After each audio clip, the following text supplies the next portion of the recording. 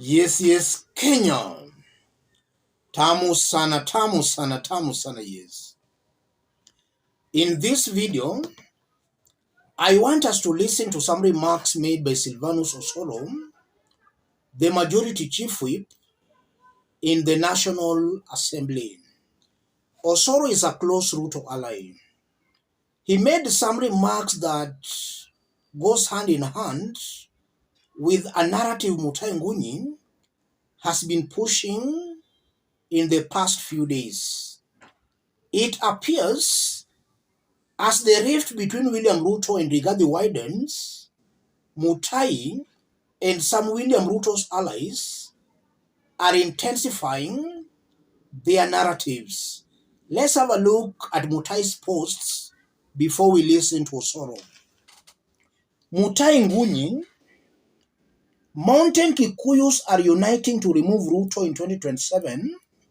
Nothing more, nothing less. This is a foolish, suicidal scheme revealed too early. I am a Valley Kikuyu and I will lead the rebellion against Gema unity. Kikuyus are different. Valley Kikuyus will not be used by mountain Kikuyus. In a layman's language, Mutahi Ngunyi is just trying to say that Kikuyus in Central are misusing Kikuyus in the Rift Valley. How? Mutahi Ngunyi goes on to say this. We have mountain Kikuyus and valley Kikuyus. In 2007, mountain Kikuyus behaved badly. Those who suffered were the valley Kikuyus. Now the mountain Kikuyus are abusing Ruto in Limuru 3. Why should the valley Kikuyus in Molo and Kuresoi follow this foolishness? Zero. No to unity. Mutahi Ngunyi has just explained that in 2007, Kikuyus in Central made Kikuyus in the Rift Valley suffer. That's very interesting. He goes on to say, only Limuru 3 Uhuru Kenyatta is the problem. I respect him, but he should climb down. The 1 man 1 shilling campaign is meant to use Kikuyus to shield him. The rest of the country disagrees. Dear Uhuru, we lost. Now Baba is with Ruto. Kikuyus will suffer because of you. Dear Kikuyus, you can unite as much as you want at Limuru 3, but the 43 tribes of Kenya can also unite behind Ruto without you. Why? I warned Ruto that you cannot buy a Kikuyu, you can only rent one. You are unreliable and ungrateful.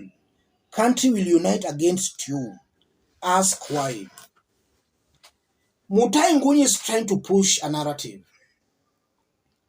He's trying to instill fear in the Kikuyu Nation that if the Kikuyu Nation unites behind one of their own, or if they unite to push their interest as the mountain, then the rest of the country is also going to unite against them. Mutahi Ngunyi is technically trying to push a narrative similar to what we saw in 2007, where it was, I think, 41 against 1. That's the similar narrative Mutahi has been trying to push. And the main aim of this narrative is to scare the Kikuyus not to unite, to scare the Kikuyus not to rally behind one leader. And that is meant to benefit Ruto, in that should the Kikuyu unite behind one of their own, then William Ruto's chances over re-election come 2027 is at stake. And that is because if you look at the votes William Ruto got in 2022, almost half of that vote came from the mountain. So if somebody from the mountain can control that vote, then William Ruto has already lost half of what he got in 2022. So he will be forced to negotiate with that one person controlling that Kikuyu vote. I don't think William Ruto would love to be in such kind of a position. So here, Ruto or his agents are clearly using Mutahi Ngunyi to push that narrative, a narrative of terror, that if you unite, then maybe something similar to 2007 can repeat itself. And now, let's also listen to Silvanus Osoro. His remarks in one way or the other are somehow similar or related to this narrative Mutahi Ngunyi is pushing. Listen to this. You cannot be intimidating and blackmailing the president. Mkikutana mueleze agenda ya maendeleo vile mnataka rais afanye, lakini mkumbuke hata nyinyi, na ni vizuri tuambiane ukweli, the second highest position of this republic, the second highest position, the deputy president of the republic anatoka Mount Kenya. Tuambiane ukweli, the majority leader of the National Assembly anatoka Mount Kenya. The chair of finance committee in parliament anatoka Mount Kenya. The chair of budget in parliament anatoka Mount Kenya. The treasury CS anatoka Mount Kenya. The land CS anatoka Mount Kenya. Ai, my friend, ni nini ingine mnataka bwana? Watu wengine wako. You cannot be blackmailing the president every time. Allow the president work.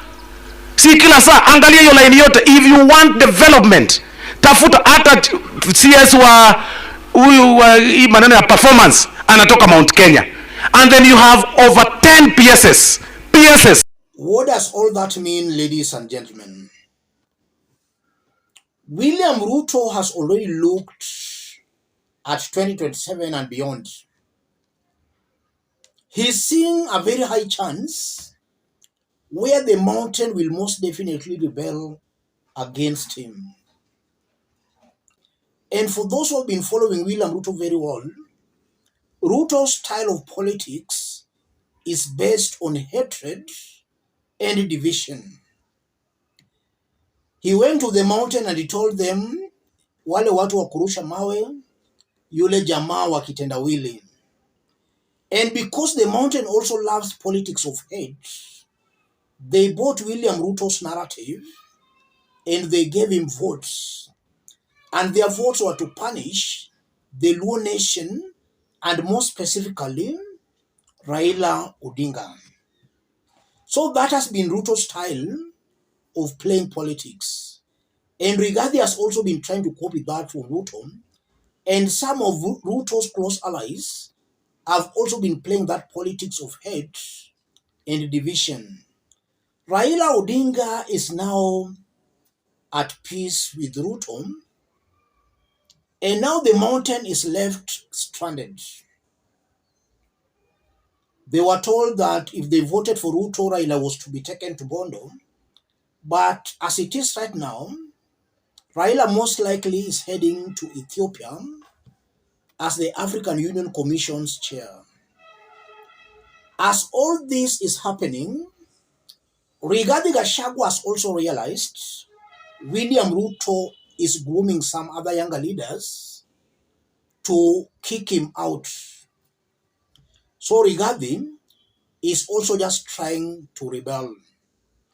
But one thing I'm trying to say in all this, William Ruto does not want the mountain to rally behind one leader. And as it is right now, we have only two leaders. We have Uhuru Kenyatta and Rigathi Gachagua. Uhuru Kenyatta is not very active in politics. Rigathi is very active. Ruto knows that if Rigathi continues being very active, then he can easily galvanize the mountain around him or behind him.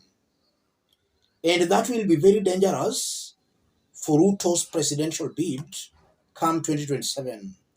So I'm seeing a William Ruto who, through some of his allies, he wants to push this narrative of 41 or 42 against one. And that is meant to scare the Kikuyus so that the Kikuyus can hate somebody calling for the Kikuyu unity. As much as Silvanus Osoro is saying the truth, which I agree, he has got no moral authority to talk the way he's talking, because he has been part and parcel of the two tribes' domination against other communities. Ruto is the appointing authority. He's the person who gave those positions to the mountain. And not only the mountain, Ruto also took so many appointments to his Kalenjin backyard. So this has been a two-tribe government, courtesy to William Ruto, Silvanus Osoro, and the Rigathis. I don't think if Rigathi or any other person will lead a Kikuyu rebellion against Ruto, I don't think Kenyans will hate that person. Kenyans will support that person. Not that they love Rigathi, but if Rigathi or any other person can lead a Kikuyu rebellion against Ruto, Kenyans will support that, simply because Kenyans are tired of a William Ruto's rule. The buck stops with Ruto, and if things are going south, he's the person to carry the blame. If somebody in the Kalenjin can also lead a rebellion against the Kikuyus to kick them out of government, Kenyans will also support that person, because again, it's the Kikuyu Nation that has brought us all this suffering. They voted using their emotions, not their brains. So in a nutshell, Kenyans will support any move that will lead to the defeat of Kenya Kwanza government. That's one thing coming out very clearly. And that's one thing Kenyans should know. Otherwise, the remarks by Silvanus Osoro, in my honest opinion, I'm seeing double speak, some kind of hypocrisy. Drinking wine, but preaching water. Osoro should actually start with Ruto. Let's meet in our next analysis. Thank you.